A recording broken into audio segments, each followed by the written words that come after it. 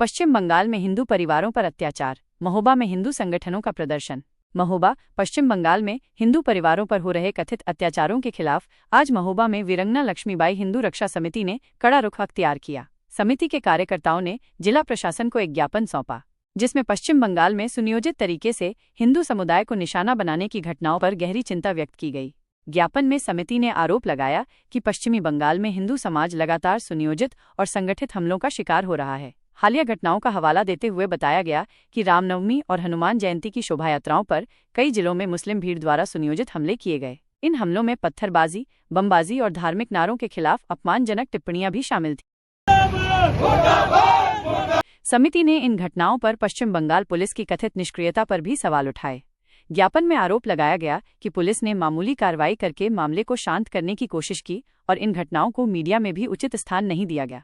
वीरंगना लक्ष्मीबाई हिंदू रक्षा समिति ने महामहिम राष्ट्रपति को संबोधित इस ज्ञापन के माध्यम से मांग की है कि पश्चिम बंगाल में हिंदू समाज के विरुद्ध हो रहे सुनियोजित अत्याचारों के खिलाफ सख्त कार्रवाई की जाए और राज्य में अनुच्छेद 356 के अंतर्गत राष्ट्रपति शासन लागू किया जाए। समिति ने चेतावनी दी है कि यदि इन घटनाओं पर जल्द ही प्रभावी कार्रवाई नहीं की जाती है तो वे आंदोलन के लिए बाध्य होंगे। इस ज्ञापन के माध्यम से महोबा के हिंदू संगठनों ने पश्चिम बंगाल में हिंदू समुदाय की सुरक्षा और न्याय की गुहार लगाई है। अब ये देखना महत्वपूर्ण होगा कि शासन प्रशासन इस मामले में क्या कदम उठाता है। Bureau report, Anoop Singh, the Rashtrotthan, Mahoba. रक्षा समिति महोबा महामहिम राष्ट्रपति महोदय को एक ज्ञापन सौंप रहे हैं। पश्चिम बंगाल में हिंदू समाज पर हो रहे सुनियोजित अत्याचारों के विरुद्ध सख्त कार्रवाई व अनुच्छेद 356 के अंतर्गत राष्ट्रपति शासन लागू करने हेतु विनम्र ज्ञापन है। आप सब जानते हैं कि पश्चिम बंगाल में हिंदू समाज के विरुद्ध हो रहे सुनियोजित और लगातार बढ़ते हमलों से न केवल मानवाधिकारों का घोर उल्लंघन हो रहा है, अपितु राज्य की कानून व्यवस्था पूरी तरह ध्वस्त हो चुकी है। ये घटनाएं न केवल धार्मिक स्वतंत्रता के अधिकार को कुचल रही हैं, बल्कि एक पक्षपाती प्रशासनिक तंत्र को भी उजागर कर रही हैं, जो तुष्टीकरण की नीति पर चल रहा है। हाल में ही रामनवमी और हनुमान जयंती के अवसर पर मार्च और अप्रैल को अभी 2024 और 25 के दौरान रामनवमी और हनुमान जयंती पर आयोजित धार्मिक शोभा यात्राओं पर बंगाल के हावड़ा, उत्तर 24 परगना, वीरभूमि, मुर्शिदाबाद और अन्य जिलों में हिंसक भीड़ द्वारा सुनियोजित हमला किया गया।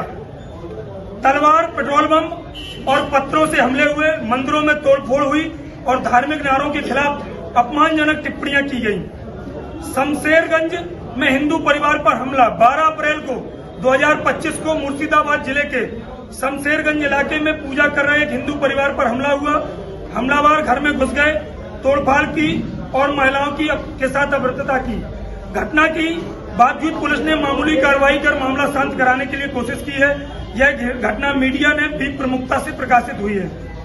वक्फ विवाद में पिता पुत्र की हत्या 12 अप्रैल 2025 को मुर्शिदाबाद जिले के शमशेरगंज क्षेत्र के जाफराबाद गांव में वक्फ संपत्ति विवाद को लेकर हुई हिंसा में एक उन्मादी भीड़ में हरगोविंद दास 72 वर्ष और उनके पुत्र चंदन, जिनकी उम्र 40 वर्ष थी, निर्मम हत्या कर दी गई। हमलावरों ने उनके घर में घुसकर उन्हें बाहर खींचा, बेरहमी से पीटा, धारदार हथियारों से हमला किया, जिससे उनकी मृत्यु हो गई।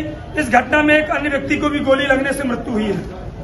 पलायन की स्थिति ये है कि मालदा, बसीरहाट, मुर्शिदाबाद जैसे इलाकों में कई हिंदू परिवार लगातार पलायन कर रहे हैं। असुरक्षा की भावनाओं के चलते सैकड़ों परिवारों ने अपना घर बार छोड़ दिया है।